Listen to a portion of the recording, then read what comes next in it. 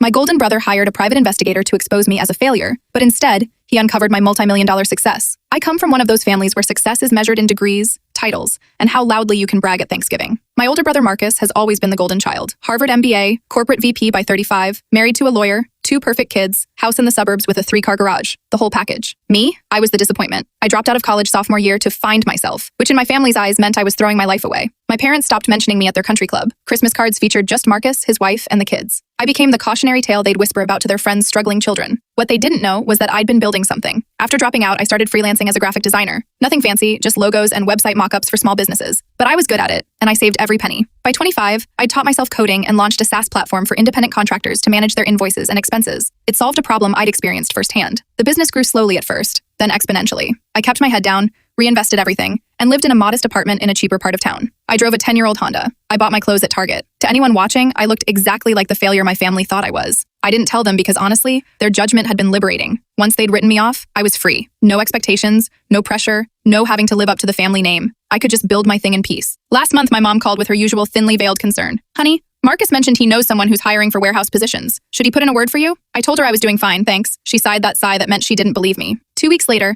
I got a LinkedIn message from someone claiming to be interested in my platform. We scheduled a call, but something felt off about his questions. He wasn't asking about features or pricing. He wanted to know about my lifestyle, my assets, my daily routine. I played along, but my guard was up. Then my lawyer called. Apparently, someone had been making inquiries about me at the county records office, trying to access property filings and business registration. We traced it back to a private investigation firm. It took one phone call to the PI's office, threatening legal action, to find out who'd hired them. Marcus, my perfect golden child brother, had hired a private investigator to dig up dirt on me. According to the PI, who suddenly got very cooperative when lawyers were mentioned, Marcus wanted documentation of my failed life for a family intervention he was planning. He told the investigator I was probably in debt, maybe into drugs, definitely going nowhere. He wanted evidence to convince our parents to stop enabling me and force me into some corporate job where he could keep an eye on me. Instead, the PI found business filings showing my company's valuation, property records for the 3 rental properties I'd quietly purchased, and investment accounts that would make most people's eyes water. My failed SaaS company had just crossed 8 figures in annual revenue. I'd been featured in 2 industry publications under a pen name Marcus never connected to me. The PI, to his credit, compiled it all into a report. Marcus got exactly what he paid for, just not what he expected. I didn't hear from Marcus directly, but my phone exploded with calls from my parents. Suddenly, they wanted to reconnect,